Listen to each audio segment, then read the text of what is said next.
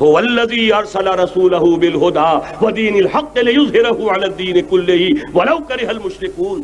اللہ نے تو بھیجا ہی ہے اپنے رسول کو اس فیصلے کے ساتھ اور یہ ذمہ داری اور مشن دے کر کہ جو دین حق آپ کو دے کر بھیجا جا رہا ہے اسے غالب کیجئے، نافذ کیجئے، قائم کیجئے. اس مشن کے ساتھ بھیجا جا رہا ہے اور وہ بہرحال آیا. جاء الحق وزهق الباطل ان الباطل کان زہوقا. لیکن نوٹ کرنے کی بات یہ ہے، کیا حضور کا مقصد بعثت اس وقت مکمل ہو گیا تھا؟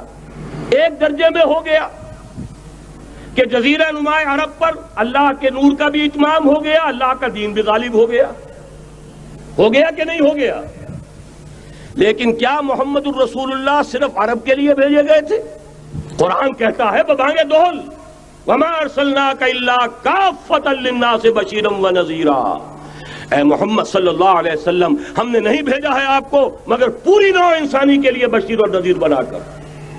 تو جان لیجئے کہ یہ مقصد بعثت محمدی صلی اللہ علیہ وسلم بتمام و کمال اس وقت پورا ہوگا جب کل عالم انسانیت پر، کل روئے ارضی پر اللہ کا دین اسی طرح غالب ہو جائے گا جس طرح کہ محمد الرسول اللہ والذین معہ صلی اللہ علیہ وسلم ورضی اللہ تعالی عنہم اجمعین، ان کے ہاتھوں سے ان کے احسان، ان کی قربانیاں، ان کی محنت، ان کی جفاکشی، ان کی سرفروشی، ان کے جان تن من دھن لگا دینے کے نتیجے میں جیسے اس وقت غالب ہوا تھا کل روئے ارضی پر غالب ہوگا، تب کہیں جا کر مقصد بعثت محمدی مکمل ہوگا.